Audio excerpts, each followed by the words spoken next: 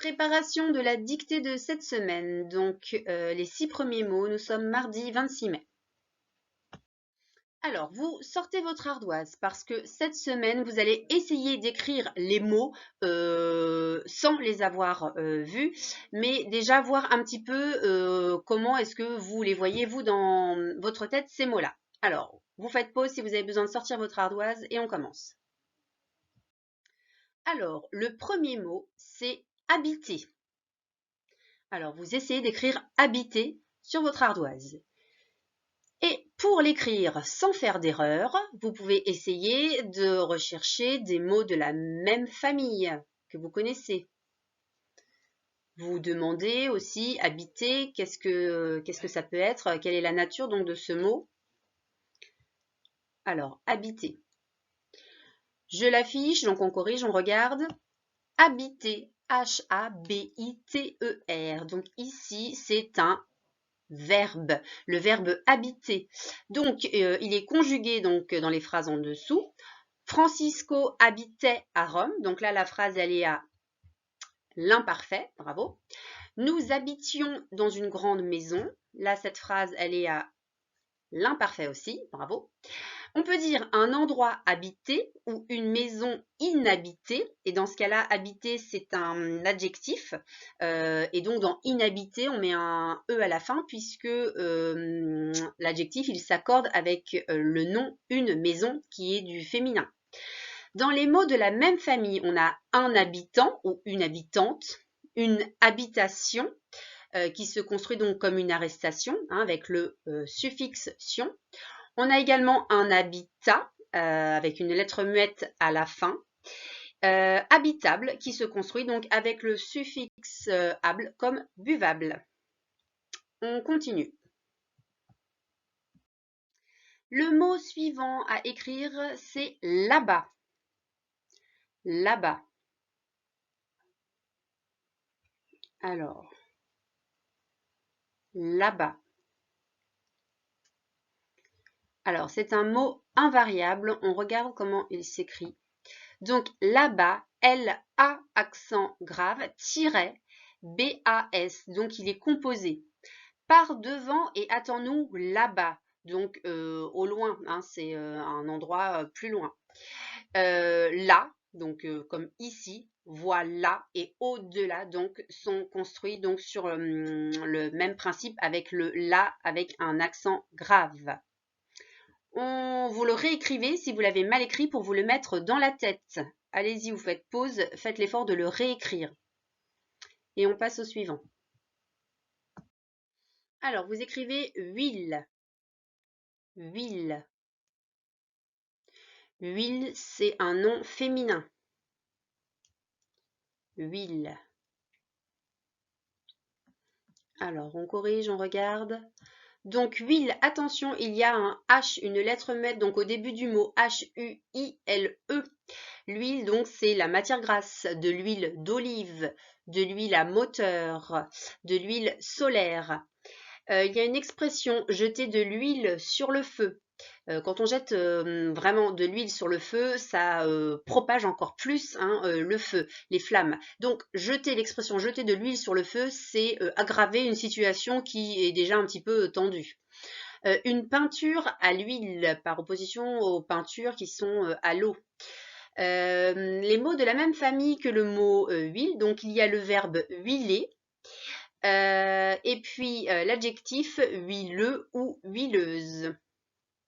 Vous le réécrivez si vous n'aviez pas écrit correctement. Vous écrivez vouloir.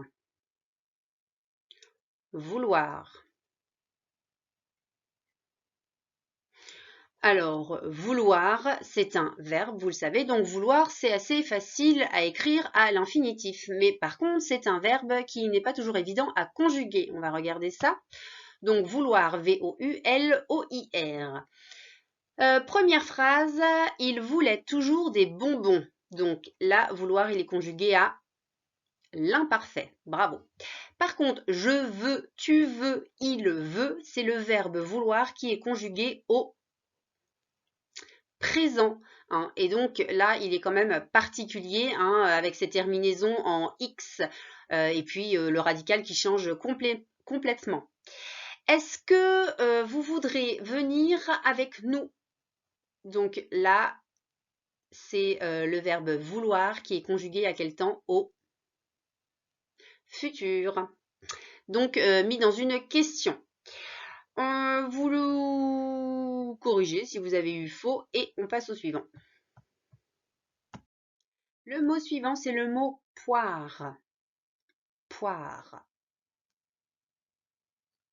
Alors, poire, c'est un nom féminin. Poire. On vérifie. Donc, poire, P-O-I-R-E. Bravo pour ceux qui l'ont écrit correctement. Une poire allongée. Donc ici, allongée s'accorde. C'est pour ça que l'on a mis un E à la fin de l'adjectif allongé, puisque une poire, c'est un nom féminin. Une poire, c'est un fruit. On peut faire des tartes aux poires. Et dans ce cas-là, tarte aux poires, on met un S à poire. Il s'accorde. Un mot de la même famille que poire. On a l'arbre sur lequel poussent les poires, un poirier. Et faire le poirier, c'est une sorte d'équilibre. La tête au sol, les jambes en l'air. On passe au suivant. Vous écrivez le verbe mettre. Attention, le verbe mettre. Alors attention parce qu'il a des homophones. Le verbe mettre et ensuite, une fois que vous l'avez écrit, vous conjuguez le verbe mettre au futur avec le pronom tu. Demain, tu.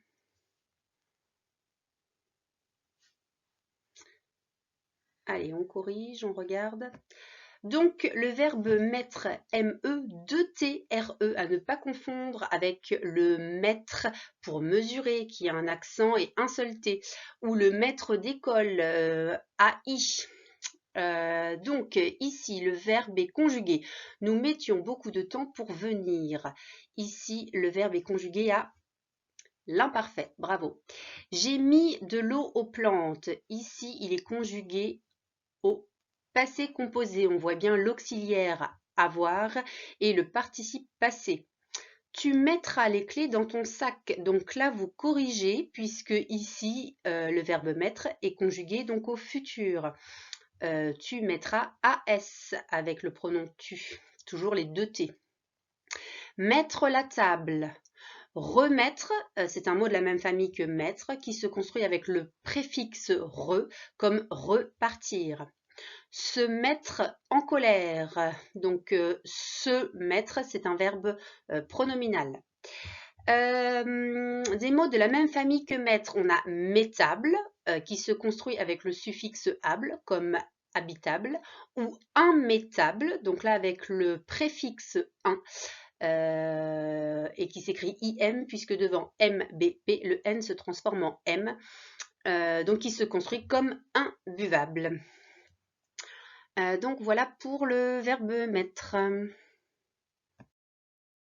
Alors pour finir, je vous dicte une petite phrase en reprenant quelques mots donc que l'on vient de voir. Donc vous pouvez le faire sur votre ardoise. Après si vous avez déjà mis la date sur votre cahier du jour, vous pouvez éventuellement sauter une ligne et puis écrire juste la petite phrase. Mais voilà, vous pouvez le faire aussi sur l'ardoise.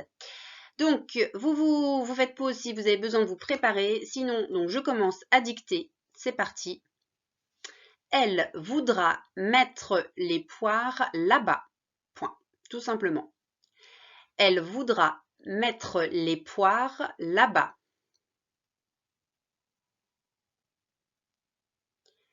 Elle voudra mettre les poires là-bas. Point. Vous faites pause si vous avez besoin d'encore d'un peu de temps. Je la relis une dernière fois. Elle voudra mettre les poires là-bas. Et on corrige. Donc, vous regardez, elle voudra mettre les poires là-bas. Donc, majuscule à elle. Voudra, donc c'est du futur. Terminaison avec elle, c'est a. Mettre, on avait dit à l'infinitif, donc 2t hein, pour le verbe mettre. Les poires, je mets un s à poire puisqu'il y en a plusieurs. Et là-bas, donc le mot invariable que l'on vient de voir précédemment. Je vous laisse vous corriger et donc je vous dis à jeudi pour la suite de la préparation de la dictée.